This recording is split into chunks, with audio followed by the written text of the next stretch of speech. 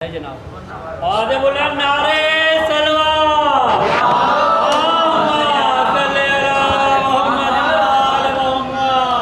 ایک مرتبہ سورہ الحمد و 3 مرتبہ سورہ اخلاص کی تلاوت فرما کر جملہ مومنین مومنات کی روح کو ایصال فرما دیں۔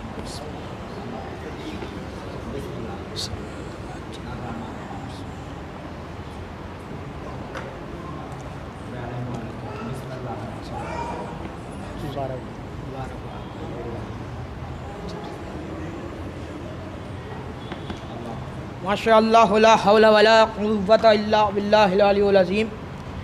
اعوذ باللہ من الشیطان اللعین الرجیم۔ بسم اللہ الرحمن الرحیم۔ الحمدللہ رب العالمین، الصلاۃ والسلام علی اشرف الانبیاء والمرسلین وخاتم لما سبق لفاتح لمن غلق المعین الحق بالحق ابی القاسم محمد صلی اللہ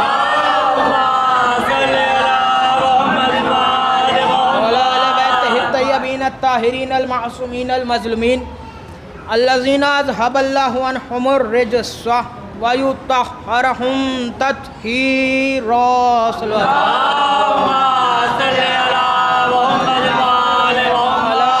اللہ علی اعدائہم وغاصب حقوقہم ومنکر فضائلہم ومصائبہم وشجاعتہم وسخاوتہم وعطشہم اجمعین ولعنۃ اللہ علی اعدائہم قوم الظالمین۔ اما بعد فقد قال سبحانہ تبارک و تعالی فی محکم القرآن المجید وفرقان الحمید وقول الحق۔ بسم اللہ الرحمن الرحیم۔ ہم فاطمۃ و ابوہا و بالہا و بنوہا صلوات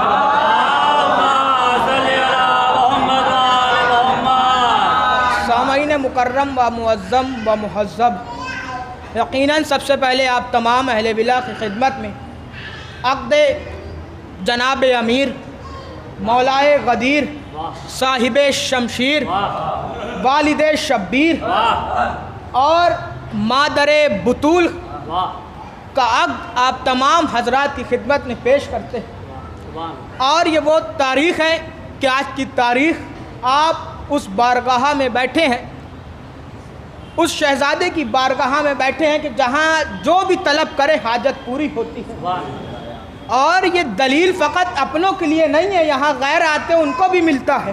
بے شک بے شک اہل بیت کے در پر ضرورت دیکھی جاتی ہے، کوئی درہم یا مذہب نہیں دیکھا جاتا ہے کہ کون کس مسلک سے ہے، بلکہ انسان کی ضرورت دیکھی جاتی ہے، اور اپنوں سے زیادہ تو غیروں کو جلدی عطا ہوتا ہے۔ کیوں؟ کیونکہ یہ وہ در ہے جہاں جس کی کوئی مثال ہی نہیں ہے پوری کائنات میں، یہاں ایک مانگتے ہیں تو 7 ملتا ہے۔ بھائی تاریخ میں آپ دیکھیے، شاعروں نے ابھی پیش کرا امام حسین کے حوالے سے، تو ایک نقطہ میرا بھی سن لیے پھر میں اپنے موضوع کی طرف، کہ جب امام حسین کے پاس راہب آیا، اور راہب اسے کہتے ہیں، یہودی کے عالم کو راہب کہا جاتا ہے، اس کا کوئی نام نہیں تھا بلکہ اس کو راہب کہا جاتا تھا، وہ یہودی کا عالم تھا، وہ رسول خدا کی خدمت میں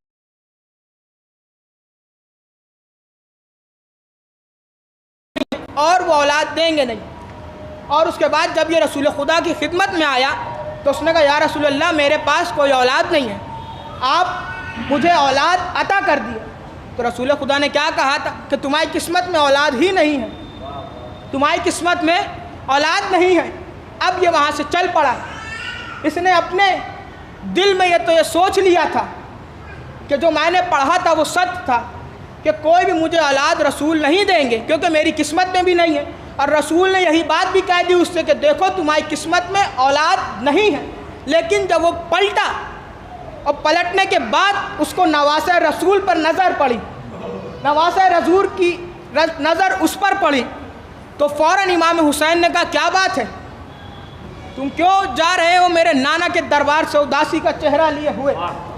اس نے کہا کہ میں آپ کے نانا کے پاس آیا تھا اولاد مانگنے، لیکن وہ کہنے لگے تمہاری قسمت میں اولاد نہیں ہے۔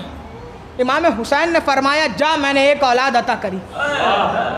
اس نے کہا ابھی تو آپ کے نانا کہہ رہے تھے کہ آپ کی قسمت میں اولاد نہیں ہے. امام نے کہا جا میں نے 2 اولادیں عطا کری. اس نے کہا ابھی آپ کے نانا کہہ رہے تھے کہ آپ تمہاری قسمت میں اولاد نہیں ہے. امام نے کہا جا میں نے تجھے 3ری اولاد عطا کری. یہاں تک کہ 7 اولادیں عطا کری. اور تاریخ میں آپ دیکھیے بادشاہ دینے والا کہتا ہے کہ بس, لیکن امام حسین کے پاس لینے والا کہہ رہا ہے مولا بس. جب 7 اولادیں ملی نا تو اس نے کہا مولا بس. تو امام حسین نے کہا راہب تم نے میرے ثقافت کے سمندر میں تلتم پیدا کر دیا. اگر آج تو بس نہ کہتا تو پھر تو ملاحظہ فرماتا اور دیکھتا کہ اولاد آدم ایک طرف ہوتی, حسین کی عطا کی ہوئی اولاد ایک طرف ہوتی.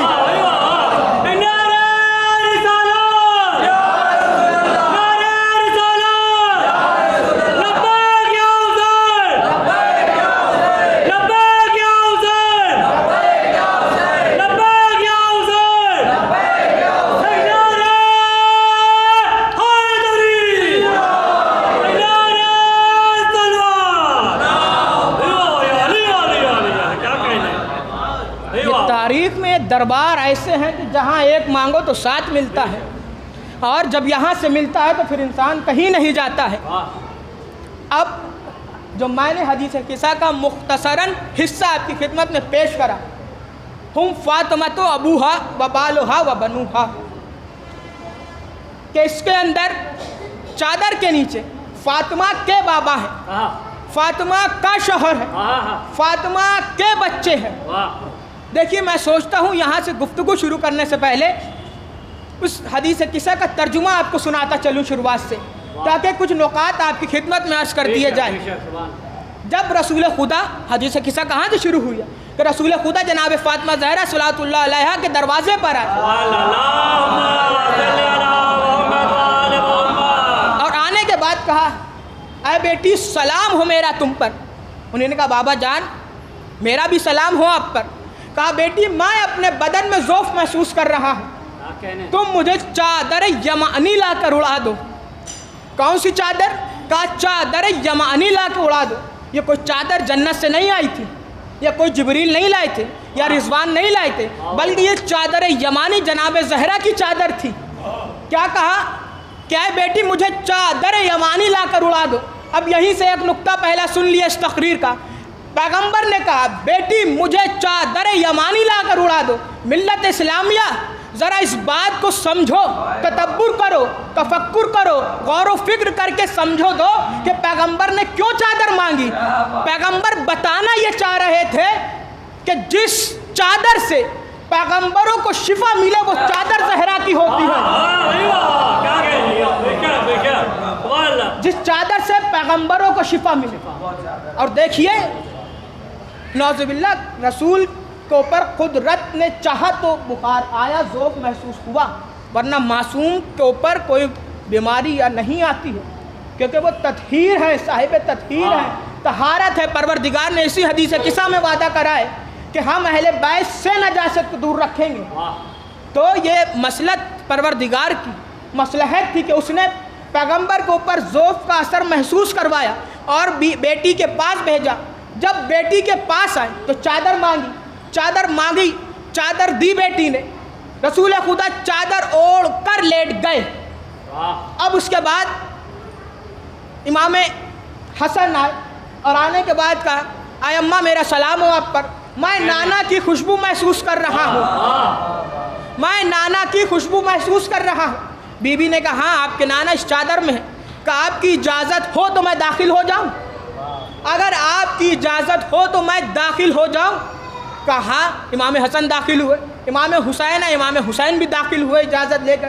پھر مولا علی ہے, کہا میں اپنے بھائی کی خوشبو محسوس کر رہا ہوں, اور وہ بھی داخل ہوئے. جب چادر میں سب داخل ہو گئے پھر بی بی بھی داخل ہوئی تو جبرائیل کی نگاہ میں ایک چمک پڑی کہ فوراً جبرائیل نے بے ساختہ کہا یا رب من تحت ھذا الکسا, اے پروردگار کون ہے اس چادر کے اندر.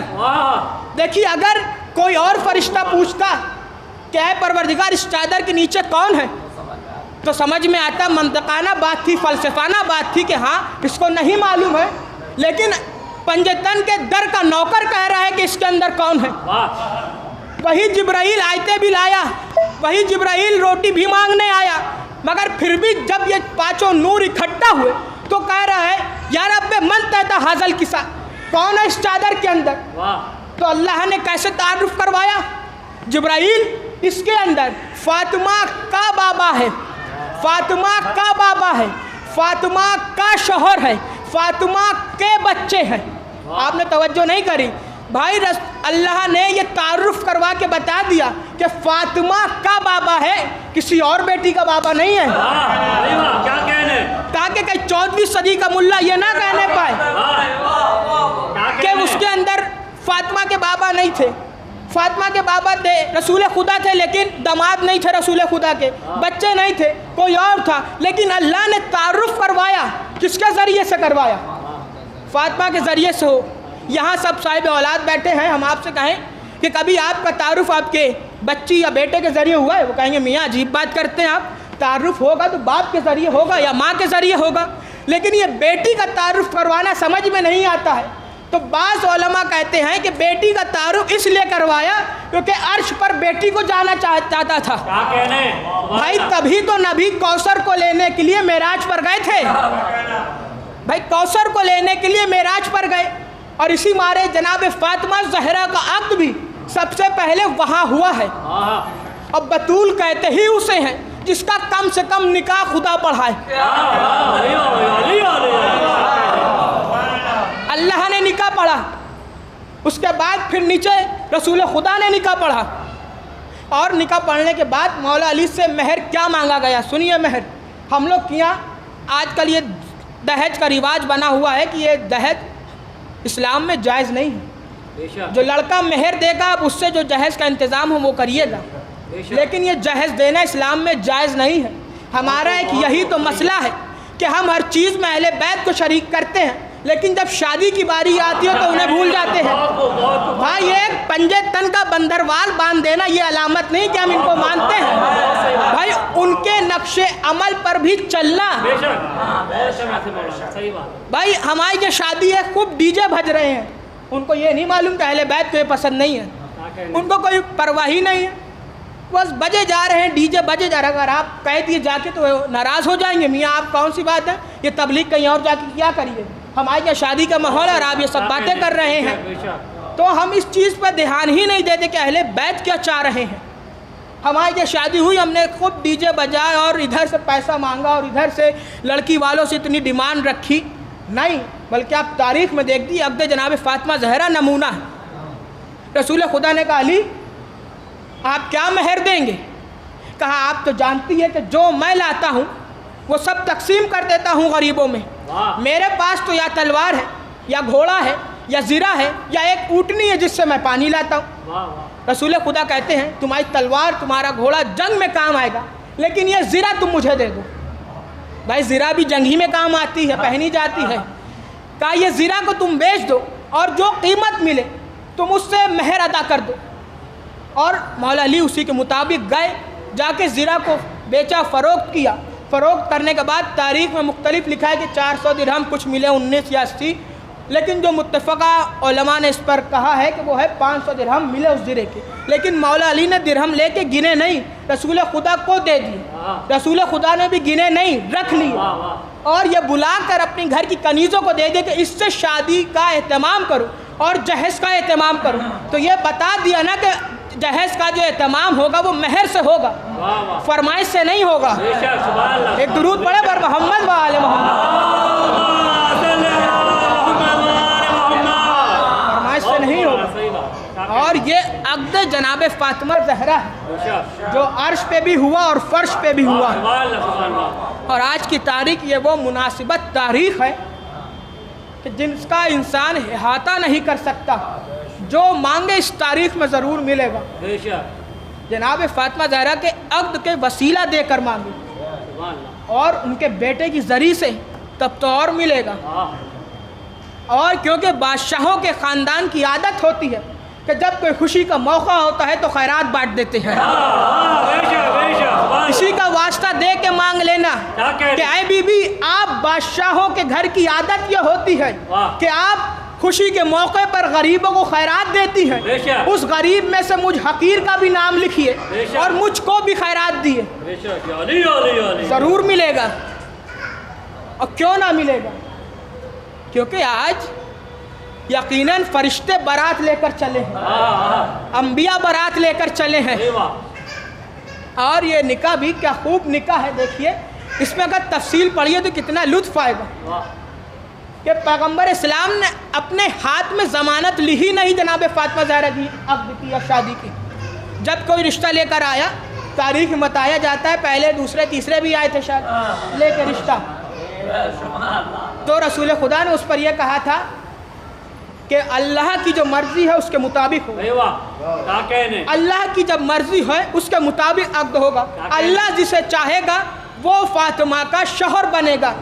کیونکہ دیکھیے وہاں کی بیٹی تھی تو وہاں کی مرضی بھی تھی، اللہ نے کہا زہرا چمکو اور چمک کے در زہرا پر سجدہ کرو جا کر۔ زہرا آیا اور اپنی شان و شوکت سے فرش عرش سے چلا اور فرش پر آیا، لیکن ڈائریکٹ فرش پہ نہیں آیا، پہلے علی کے گھر کا طواف کرا، طواف کرنے کے بعد پھر ڈیوڑی پر سجدہ کرا۔ میں کہوں گا زہرا تم آ کے سجدہ کر لیتے، یہ طواف کرنے کا مقصد کیا ہے؟ کہا تم نہیں سمجھو گے، یہ جو 1400 برس کے بعد یہ راوی آئیں گے نا، یہ کہیں گے صاحب وہ ستارہ ٹوٹا تو گر گیا، لیکن میں یہ بتا رہا ہوں کہ دیکھو گرا نہیں ہے، طواف کر کے آ کے سر خم کرا ہے۔ ایک درود پڑھے بر محمد و آل محمد۔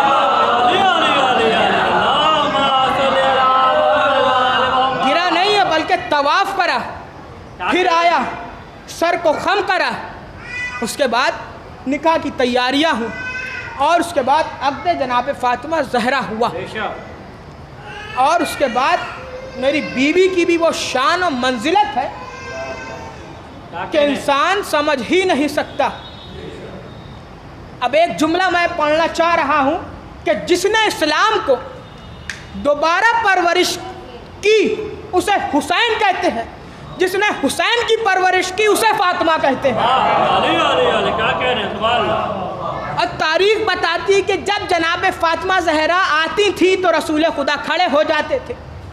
یہ آپ مسلمانوں کی بھی کتابوں میں ملے گا، فقہ جعفریہ کی کتابوں میں نہیں، تمام مسلمانوں کی، کہ ادھر بی بی آئی، ادھر رسول خدا کھڑے ہوئے۔ اور اب یہ کوئی نہ سمجھے کہ یہ باپ و بیٹی کا احترام تھا، اگر یہ باپ و بیٹی کا احترام ہوتا تو ہر باپ پر واجب تھا کہ اپنی بیٹی کا احترام کرے، ہر باپ پر واجب تھا کہ اپنی بیٹی کا احترام کرے، لیکن کسی باپ کا اپنی بیٹی کا احترام نہ کرنا اس بات کی دلیل ہے کہ نہ کوئی باپ رسول جیسا اور نہ کوئی بیٹی فاطمہ جیسی۔ کہاں تاریخ اسلام کے وہ بددیانت مورخ اور وہ لوگ عرب کے بدو جو کہتے ہیں رسول ہم جیسے، یہیں سے ایک ظاہر ہو گیا ہے کہ نہ کوئی باپ رسول جیسا نہ کوئی بیٹی فاطمہ جیسی۔ اور ایک واقعہ سن لیے، اتنے شاعر پڑھے ہیں تو میرا دل چاہ رہا ہے اس واقعہ پڑھنے کا۔ یہ ہے تو لطیف واقعہ، ضرور آپ اس سے لطف حاصل کریں گے، مفید واقعہ ہے آپ کے قلوبوں کے لیے، اور جن کے دل میں علی کی ولایت ہوگی ان کے لیے تو یہ فوراً مفید ہے، اس واقعے سے فائدہ حاصل ہوگا۔ ایک بار ایک شخص وہ جناب فاطمہ زہرا کے قاتلوں پر لعنت کرتا تھا، اور دیکھیے وہ لعنت یہاں ہم لوگ کی طرح ایک جگہ مجلس برپا کر کے نہیں کرتا تھا، بلکہ وہ ایک گوشت والے کی دکان پہ جا کے کرتا تھا۔ اب آپ جانتے ہیں قصائی کون ہوتے ہیں، ان کے ایک بار اس کی دکان پہ گیا اور کہا تمہارے فلاں سے فلاں پر لعنت۔ اب وہ غیظ و جلال میں آ گیا کہ یہ کیا اس نے کہہ دیا، لیکن اب وہ بیچارہ کچھ کرے تو کر بھی نہیں سکتا، کیونکہ اس کے ہاتھ میں تلوار تھی، ایک چھرا موجود تھا جس سے خون ٹپک رہا تھا، لیکن وہ اصل میں تلوار نہیں تھی، وہ قلم تھا۔ تو اب باعث سمجھ میں آیا کہ شاعر اہل بیت جو اپنی قلم سے شعر رقم کرتا ہے وہ منافق کے لیے قلم نہیں ہوتا بلکہ تلوار ہوتی ہے۔ مگر وہ بیچارہ کیا کرے، وہ خاموش ہو گیا۔ پھر دوسرے دن وہ آیا اس کی دکان پر، کہا تمہارے فلاں سے فلاں پر لعنت۔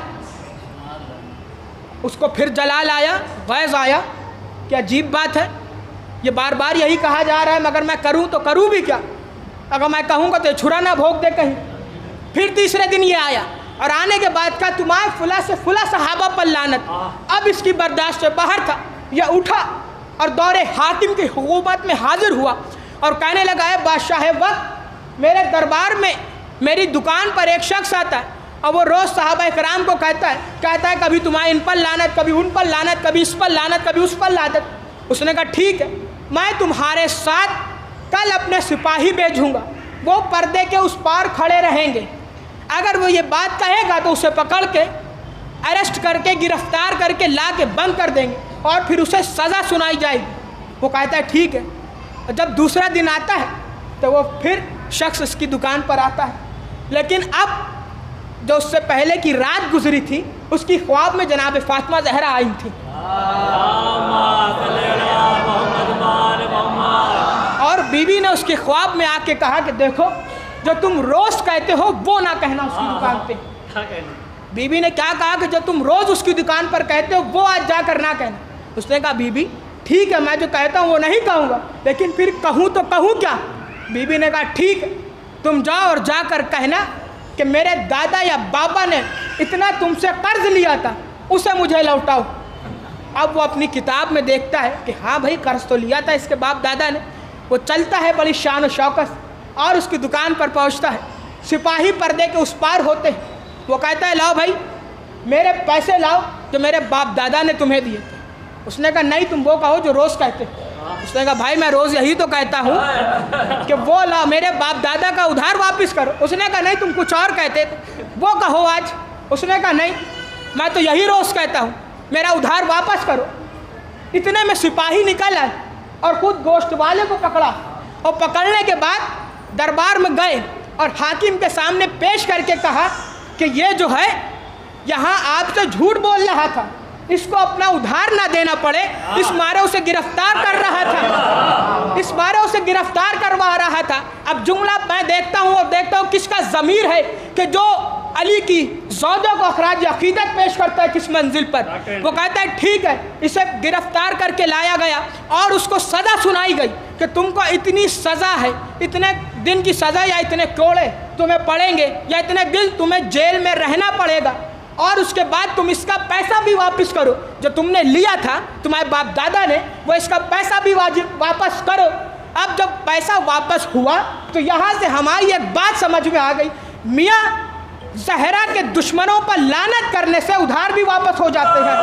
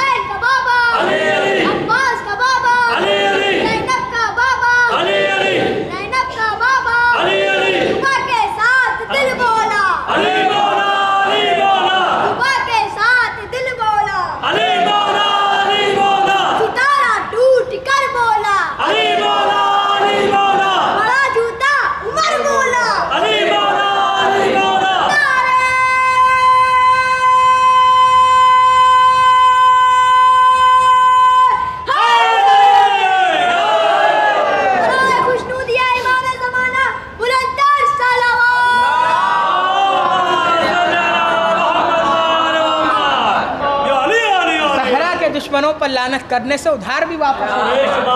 ابھی تو وہ جملہ پڑھا ہی نہیں ہے جس کے لیے پوری تمہید تیار کری۔ اب جب یہ رہا ہوا اور پھر دکان پر آیا، پھر یہ قیدی وہاں پہنچ گیا شاید اور کہنے لگا تمہارے فلاں سے فلاں پر لعنت۔ اس نے کہا اب کی ایک بار نہیں کہو، 10 بار کہو، کیونکہ ایسے پر تو لعنت ہونا ہی چاہیے کہ جن کی وجہ سے جیل بھی ہو اور پیسہ بھی واپس کرنا پڑے۔ ایک درود پڑھے بر محمد و آل محمد پر۔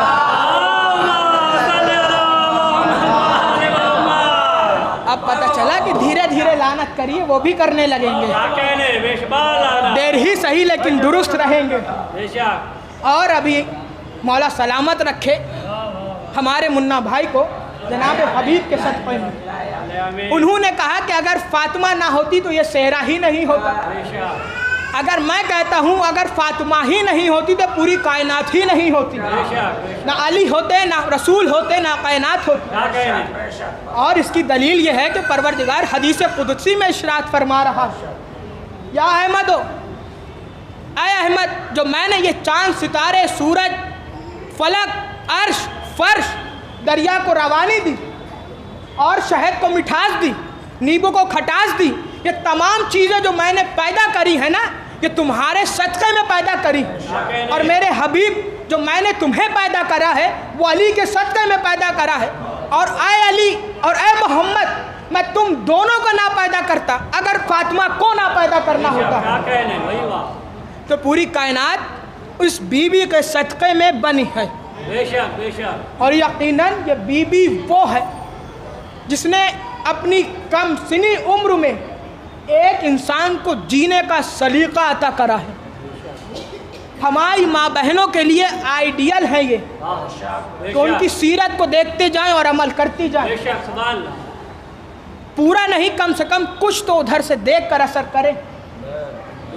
دیکھیے میں معافی چاہتا ہوں کہ یہ ویڈیو جو یہاں لائیو چلتی ہیں اس پر کمنٹ آتے ہیں، ہم نے خود ایک کمنٹ پڑھا ہے کہ صاحب تھوڑا پردے کا لحاظ رکھیے، تھوڑا پردے کا لحاظ رکھیے۔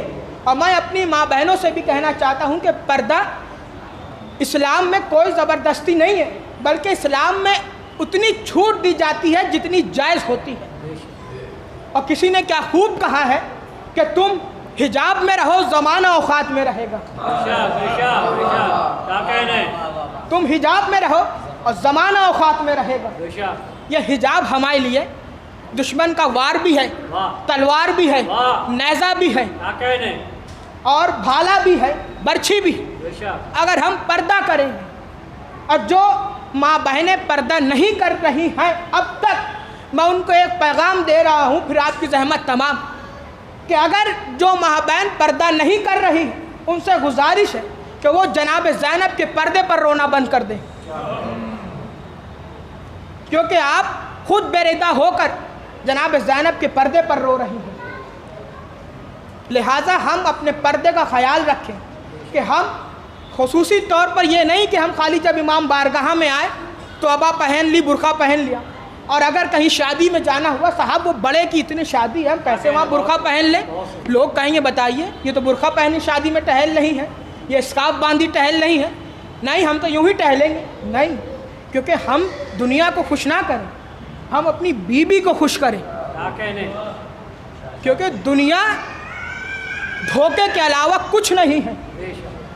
یہ دنیا آپ کو قبر کے آخری کونے تک کے نہیں آتی ہے، قبر میں بھی وہی آتے ہیں جن کی پیروکار آپ کریں گی، جن کے آئیڈیل پر چلیں گی، قبر میں بھی علی آئیں گے، یہ دنیا نہیں آتی، اور یہ دنیا تو آپ کو کچھ دیتی ہی نہیں ہے، آپ ہاتھ بند کر کے آئیں اور ہاتھ بند کر کے چلے جائیں گے۔ اس دنیا کے پاس کچھ نہیں ہے کہ وہ آپ کو دے، پہلے اس کے پاس تو آئے دنیا کے پاس، پھر وہ آپ کو کچھ دے گی۔ تو میں اپنی ماں بہنوں سے گزارش، التجا کرتا ہوں کہ آپ خصوصی طور پہ پردے کا خیال رکھیں۔ میں اس سے اچھی جگہ نہیں سمجھتا تھا کہ یہ تبلیغ جہاں کی جائے، اور یقیناً آپ آئیں، مجلسوں کا حصہ بنے، کیونکہ آپ کی گود کے پالے ہوئے یہاں تشریف فرما ہیں۔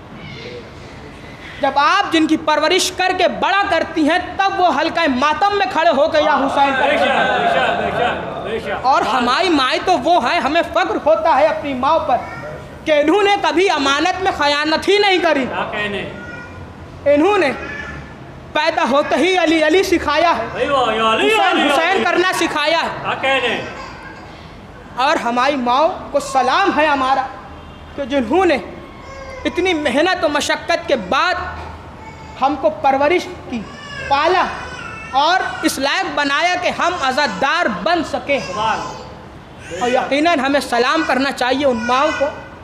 دیکھیے بہت سی مائیں ایسی ہیں جنہوں نے اپنے لال کو قربان کرا ہے صرف علی کی محبت میں، کربلا جانا ہے تو اپنے بیٹوں کو قربان کرا ہے، خود قربان ہو گئی ہیں لیکن کربلا جاتی ہیں، اور یقیناً یہ ان کا کرم بھی ہوتا ہے کہ یہ اس کے علاوہ اور بھی عطا کرتے ہیں. بے شک. اگر اہل بیت کا کرم نہ ہو تو زمانہ کچھ بھی نہیں ہے. بس جہاں ہم رہتے ہیں یہ عزتداری کے نام سے مشہور ہے، اسی لیے اس کی آج تک حفظ و امان محفوظ ہے. کسی نے بھی اتنی بیماری آئی، مجھے تاریخ سے بتائیے، ہندوستان پر کبھی اس بیماری کا بے تحاشا عذاب نہیں آیا. وہ الگ بات ہے راویوں نے اس کو بے تحاشا عذاب بنا دیا لیکن آیا نہیں. کیا کہنے؟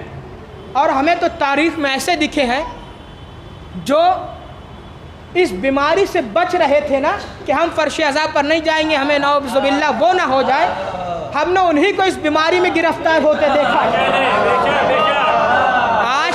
آج کے دور میں ضروری ہے آپ کا عقیدہ درست ہو. بے شک. یا علی علی علی. عقیدہ درست ہوگا تو ہر کام درست ہوگا. اور معرفت کے ساتھ اہل بیت کے در پر آیا کریں، ان کو تسلیم، ان کے در پر سر خم کیا کریں. یہ در کی فضیلت تو انسان کے بس میں نہیں ہے کہ بیان کری جائے.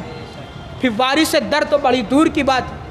وہ ظاہر کی بات ہے کہ ہم لوگ سنی سنائی پڑھی پڑھائی باتیں سنا دیتے ہیں، لیکن حقیقی طور پر کسی کو اس در کی معرفت نہیں ہوئی ہے. اگر ہو جاتی نا تو آج یہ دنیا در بدر نہ ہوتی، اس در پر ہوتی. بے شک. بے شک. کہیں نہ در بدر ہوتی بلکہ اس در پر ہوتی. اور ہمارا اس در پر ہونا اس بات کی دلیل ہے کہ ہم دنیا کے در کو کوئی اہمیت نہیں سمجھتے، وہ بھی ان کے در کا صدقہ ہے. خواجہ معین الدین چشتی، ان کے در سے بھی لوگوں کو ملتا ہے، لیکن وہ بھی اسی در کے غلام رہے ہیں. وہ بھی اسی در کے غلام ہیں. ہم ڈائریکٹ مانتے ہیں، ہمارا بیچ والا مسئلہ نہیں، ہم ان کو بھی مانتے ہیں. خواجہ معین الدین چشتی کو بھی مانتے ہیں. ان کا ایک جملہ سن لیے زحمت تمام. میں نے گڈو صاحب کیا مجلس میں پڑھا تھا یہ جملہ کہ خواجہ معین الدین چشتی نے مولا علی کے مطابق ایک جملہ پڑھا. وہ کہتے ہیں کہ اگر پیغمبر اسلام یہ نہ کہتے کہ علی مجھ جیسا اور میں علی جیسا، علی مجھ جیسا اور میں علی جیسا. دیکھیے مولا علی نے کئی مقامات پر کہا ہے کہ علی مجھ جیسا، لیکن سلام ہے ابو طالب کی شرافت کو کہ کبھی مولا علی نے نہیں کہا کہ پیغمبر مجھ جیسے. ہر موڑ پر کہا ہے کہ علی مجھ جیسا میں علی جیسا. تو خواجہ معین الدین چشتی یہاں پر کہتے ہیں کہ اگر رسول خدا یہ نہ کہتے کہ علی مجھ جیسا میں علی جیسا تو میں یہ بارہا مجمع میں اعلان کر دیتا کہ جس طرح سے خدا کا کوئی ثانی نہیں ہے اس طرح سے علی کا بھی کوئی ثانی نہیں ہے. یہی دلیل کافی ہے علی والا ہونے کے لیے.